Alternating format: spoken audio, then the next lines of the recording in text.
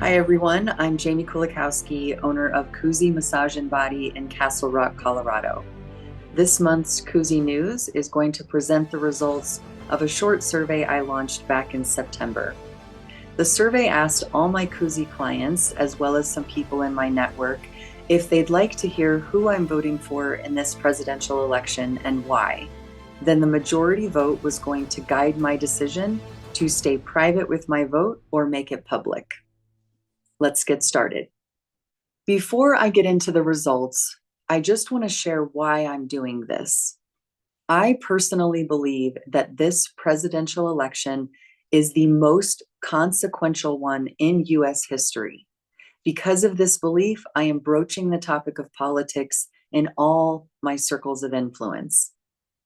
Now, if you're a client and you're sticking with me through this, you realize that when you come into your appointment, it is still your time. I let your body lead, and that's including your voice. So I only talk about politics or really any touchy subject if you start it first. A little more about me. I served as an Army officer from 1999 to 2003. I also ran for Congress in 2020. I will share a little more of my experience as a congressional candidate later. But I wanted to share that history of me so that you know I have a call to duty in my blood. And I think it goes from before I was even born. My dad joined the military when my mom was pregnant with me. He served honorably for 22 years, 12 years active duty and 10 in the National Guard. My grandpa served during World War II. He was a Purple Heart recipient. So this call to duty, this call to protect and defend our US Constitution runs deep in my blood. And I believe that our Constitution is under attack right now. And this election, who wins this election, is going to take control back of our Constitution and get America back on track of what our founding fathers had envisioned. Lastly, I have almost 12 years of survey data experience. So while receiving a survey from me might have put you off guard, I'm used to conducting surveys, collecting the data, and presenting the results. So I'm bringing all my experience into running my business. Now for the survey. I sent it out to 129 people. 109 are current Kuzi clients, and then 20 people were just in my network. Of the 129 people who received the survey, 20 people participated, giving it a 15.5% response rate. Now, that might seem like a low number. However, a good response rate is between 5 and 30%. And many factors go into impacting that big of a range. And I had two really going against me. The first was frequency of surveys. This was my first survey ever.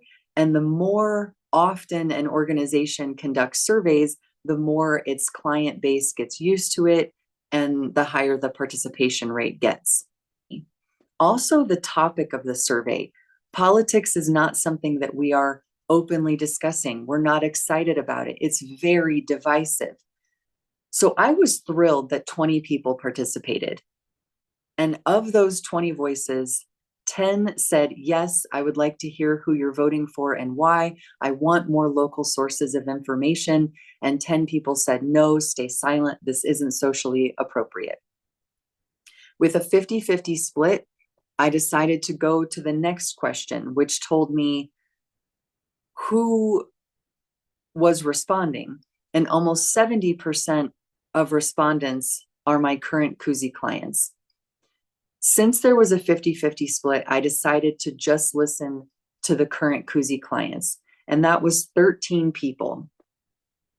Of those 13 people, 8 said yes, I want to know who you're voting for. 5 said no, stay silent.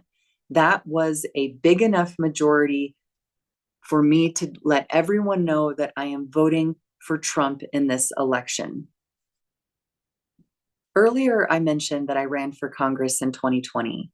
I entered the race as a Democratic candidate, a pretty far left candidate, and very vocally against Trump.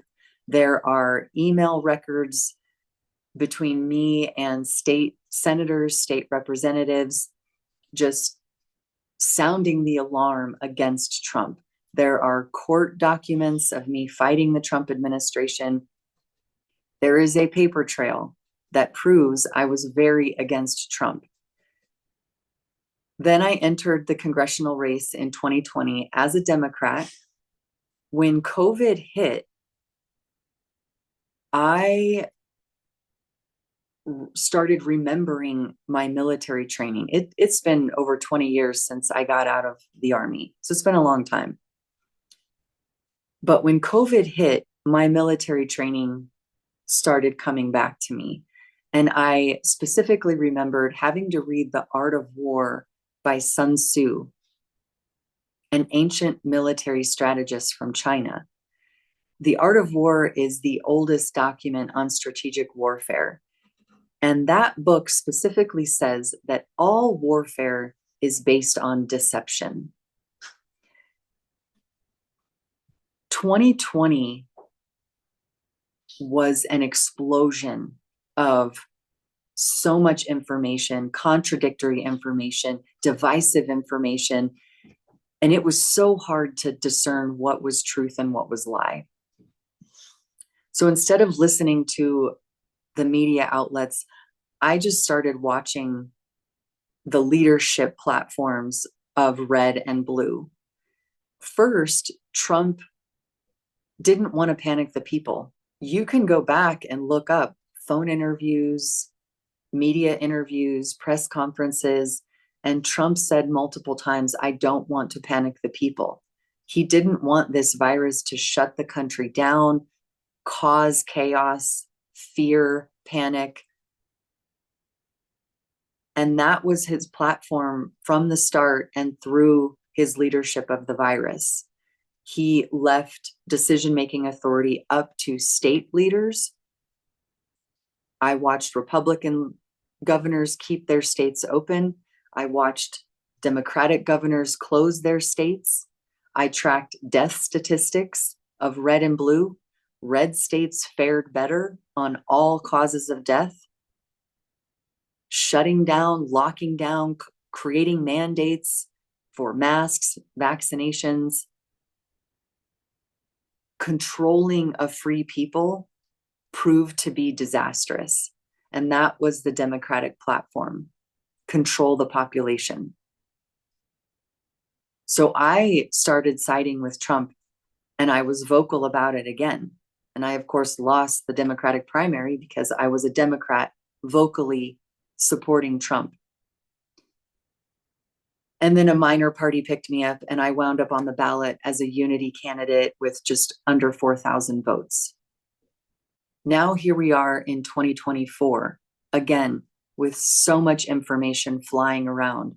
What's true? What's lie? It's a bit of a psychological war zone to just getting inundated with so many sources of information. Again, I have decided to throw media outlets away and go to the source of each administration, which is whitehouse.gov. On whitehouse.gov, you can research all of the documents of the current administration. There's also a National Archives website where you can research any past president's administration. There are tens of thousands of documents on these websites, and you could spend your whole life researching what each president did. For my own peace of mind, I just did a couple searches. I looked at the size of the government for each administration, and then I did a couple keyword searches in their document library. The Trump-Pence administration was small government. They only had 6 councils in their executive office. And if you search for the words disaster or crisis, you get just over 2,000 results for those words. It means that just over 2,000 addresses, orders, statements, releases, any documents. Just over 2,000 were addressing disasters and crises. Now, if you look at the Biden-Harris administration, they are a big government. They have 18 councils in their executive office. And if you search for the words disaster or crisis in their document library, it is more than double the Trump-Pence administration.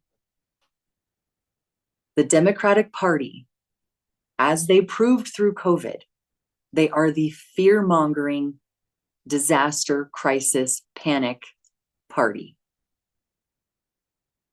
It's how you control populations. Big governments scare the people and control them.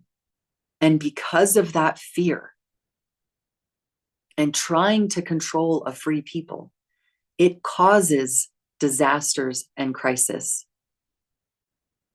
Because when the government tries to control a free people, it disrupts the divine connection between that person and their divine creator.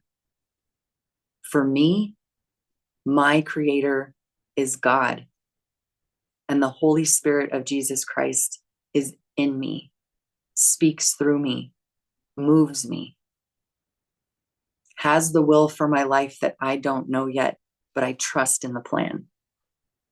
Big government takes that relationship away. And a recent rally of Kamala Harris proves that. She was hosting a rally, and one of her attendees yelled out, "Jesus is Lord." And she stepped back and kind of laughed and said, "You're at the wrong rally." Had she responded with, "Yes, someone at my rally is expressing their First Amendment right. Does anyone else want to share